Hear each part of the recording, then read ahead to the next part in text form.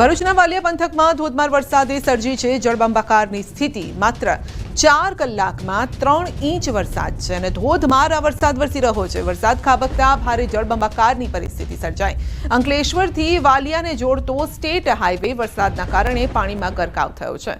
નાળાની કામગીરીના કારણે તાત્કાલિક ડાયવર્ઝન પણ અપાયું છે। પાણી ફરી વળતા વાહન ચાલકો મુશ્કેલીમાં મુકાયા છે। ઇકો કાર ધસમસતા પાણીમાં ફસાઈ ગઈ છે। જો કે કારમાં સવાર તમામ લોકોનો આબાદ બચાવ થયો છે અને હવે તંત્રના અધિકારીઓએ સ્થળ પર પહોંચી પરિસ્થિતિનું નિરીક્ષણ કર્યું છે તથા તાત્કાલિક તમામ પગલાં લેવાઈ રહ્યા છે। હાલ સ્ટેટ હાઈવે પર પાણી ફરી વળતા વાહન વ્યવહાર સ્થગિત થયો છે।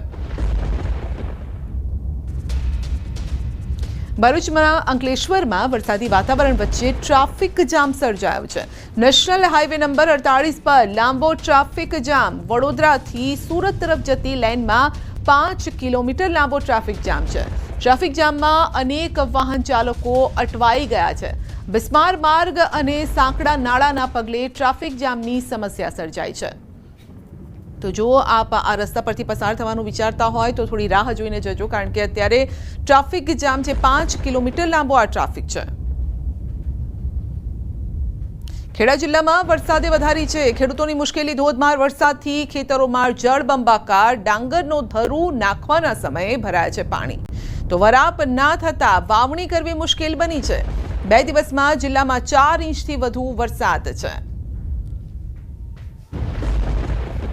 ખેડા જિલ્લામાં છેલ્લા 2 દિવસથી મેઘરાજા ધોધમાર વરસી રહ્યા છે, જાણે ખેતરો છે તે પણ જળબંબાકાર થઈ ગયા તેવા દ્રશ્યો સામે આવ્યા છે। મારી પાછળ તમે જે પ્રકારે અત્યારે જોઈ રહ્યા છો તે પ્રકારે વરસાદ જે પ્રકારે પડ્યો છે, અંદાજિત 4 ઇંચથી વધુ વરસાદ પડતા જે ખેતરો છે તે સંપૂર્ણ પાણીના બેટમાં ફેરવાઈ ગયા છે। મહત્વની વાત કરવામાં આવે તો અત્યારે જે સમય છે તે ખેડૂતોને ડાંગરના ધરું નાખવાનો સમય હોય છે, પરંતુ વરસાદ એટલો બધો વરસી રહ્યો છે જેના કારણે આ પાણી ભરાઈ જવાના કારણે ખેડૂતો પણ ક્યાંક ને ક્યાંક ચિંતામાં મુકાયા છે। મહત્વની વાત કરવામાં આવે તો આજે પણ વહેલી સવારે ખેડા જિલ્લાના કઠલાલ સહિતના તાલુકામાં 2 ઇંચથી વધુ વરસાદ જોવા મળ્યો હતો, ત્યારે અત્યારે ખેડૂતો પણ ચિંતિત જોવા મળી રહ્યા છે, કારણ કે આ ખેતરોમાં જે પાણી ભરાઈ જવાના કારણે તેમને પોતાની જે ખેતીની અંદર જે વાવણી કરવાની હોય છે તે વાવણી પણ ન કરી શકે તેવી સ્થિતિ અત્યારે જોવા મળી રહી છે। જો કે ડાંગરનું ધરું પણ અત્યારે 70% જેટલા ખેડૂતોને નાખવાનું બાકી હોય, પરંતુ આ વરસાદના કારણે તેઓને વિલંબ થતો હોય, કારણ કે વરસાદ વધુ પડવાના કારણે તેઓ ધરું પણ નાખી ન શકતા ખેડૂતો હવે ચિંતિત જોવા મળી રહ્યા છે। ઉમંગ પટેલ, ન્યૂઝ 18 ગુજરાતી, ખેડા।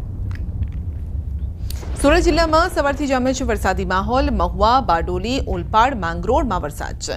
ઉમરપાડા, માંડવી, કામરેજમાં પણ વરસાદ છે અને ભારે વરસાદથી મહુવાની અંબિકા નદી 2 કાંઠે વહેતી થઈ છે। રોડ રસ્તા પાણીની અંદર ગરકાવ થઈ ગયા છે।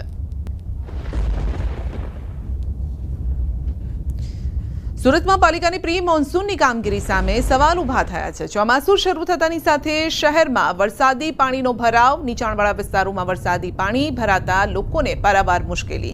ઉત્તરાયણ પોલીસ સ્ટેશન બહાર પણ વરસાદી પાણી ભરાયા છે। ડ્રેનેજના પાણી બેક મારતા પાણી ભરાવાની પરિસ્થિતિનું નિર્માણ થયું છે। વરસાદી પાણી ભરાતા આંગણવાડીના બાળકોને રજા આપી દેવાઈ છે, તો પાણીનો યોગ્ય રીતે નિકાલ ન થતા મુશ્કેલી આવી છે।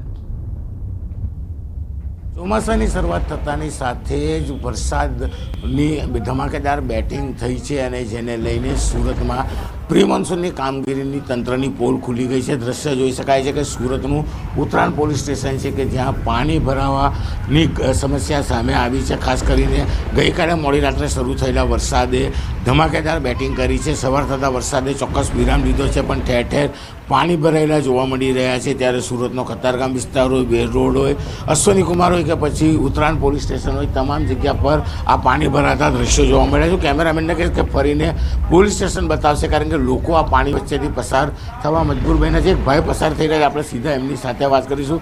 મોટા, શું નામ આપનું? કલ્પેશભાઈ। કલ્પેશભાઈ, પોલીસ સ્ટેશન આવ્યા હતા? હા, પોલીસ સ્ટેશન કામ હતું એટલે આટલા પાણી વચ્ચેથી પસાર? હા, બહુ પાણી છે અહીંયા તો।